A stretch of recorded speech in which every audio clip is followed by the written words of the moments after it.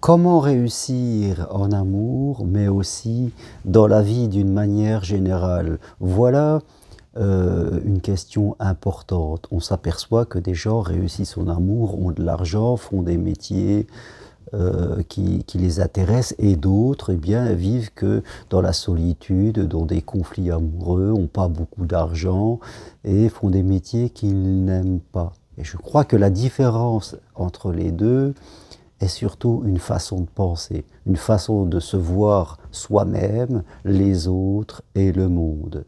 Ma mère me disait souvent quand j'étais petit, ma mère d'origine italienne me disait qui va piano va sano e va lontano, c'est-à-dire qui va doucement, va régulièrement, va loin. Elle voulait me faire développer en moi la croyance que, fin de compte, celui qui chaque jour pose une pierre, un jour a une maison. Et que l'importance de faire les choses petitement, mais surtout d'être très régulier par rapport à ce qu'on veut avoir. Un jour, je discutais avec un ami qui était, ou qui est encore aujourd'hui, moniteur auto-école. Et il me disait que, d'après les statistiques de son auto-école, toute personne qui, malgré des échecs, continue à passer son examen, à un moment finit par recevoir son permis de conduire et l'obtenir. En général, la moyenne était à peu près 5, 6 fois, 7 fois. 100% des personnes de son auto-école qui continuaient arrivaient à avoir le permis de conduire. Voilà, c'était pas 90%, 80%, non, c'était 100% des personnes qui continuaient malgré le fait qu'ils aient eu des échecs, mais qu'elles continuaient à poursuivre, eh bien, finissaient par obtenir le permis de conduire. Ceux qui ne l'avaient pas, c'est parce qu'ils échouaient 1, 2, 3 fois, et après, ils avaient peur de l'échec pour eux, ils avaient peur de ce qu'allaient surtout en penser les autres, donc, en fin de compte, ils ne venaient plus, et ils abandonnaient, et c'est pour ça qu'ils n'avaient pas le permis. Mais ceux qui n'avaient pas peur d'un nouvel échec, qui étaient détachés par rapport au regard de l'autre et qui disait bon j'y vais, ça passera, finissait à 100% à obtenir le résultat qu'il voulait. Parfois les gens me demandent, est-ce que dans votre coaching, on arrive à rencontrer l'amour? Je leur dis que si vous faites ce qu'on va voir ensemble, si vous continuez quoi qu'il arrive, je peux vous assurer à 200%, je ne dis même pas 100%, je dis à 200% qu'un jour, vous allez rencontrer une personne et que vous allez vivre l'amour que vous voulez. C'est automatique, c'est impossible que ça ne se passe autrement.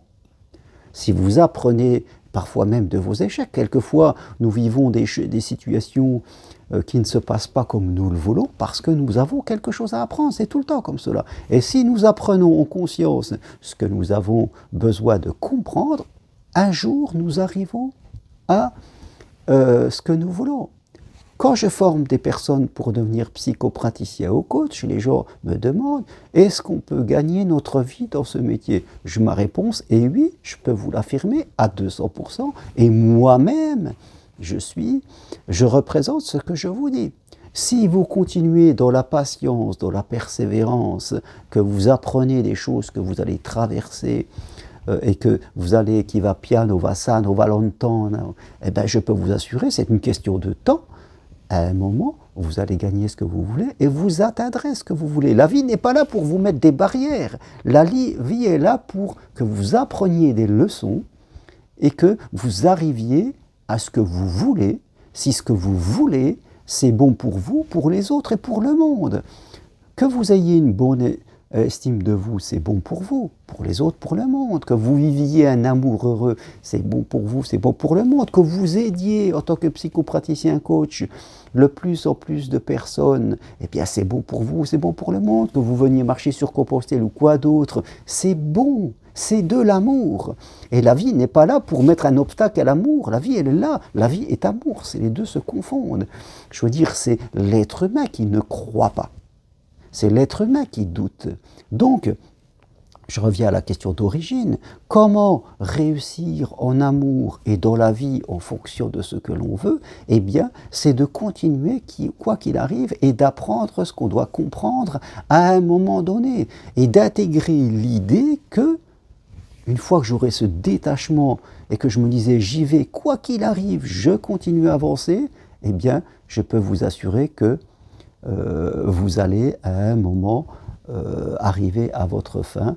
C'est automatique à 200%. Voilà ce que je voulais vous partager aujourd'hui. Surtout, continuez, ne vous arrêtez pas, quoi qu'il arrive, apprenez les leçons que vous devez faire et je peux vous assurer que vous allez vivre un bel amour où vous allez avoir des clients qui viendront, vous allez pouvoir changer de travail.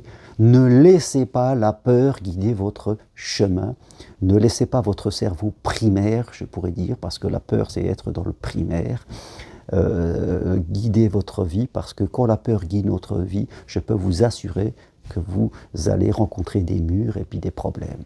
Voilà ce que je partageais avec vous. Si vous voulez aller plus loin, prenez un rendez-vous avec moi. C'est possible à distance de chez vous ou suivez ma formation pour devenir psychopraticien coach.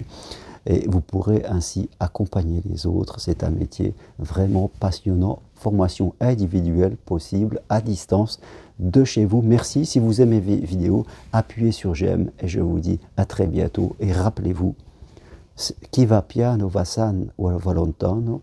Rappelez-vous l'histoire du permis de conduire. Si vous êtes patient, persévérant et souple, vous arriverez toujours à vivre ce que vous voulez. Merci, à très bientôt. Au revoir.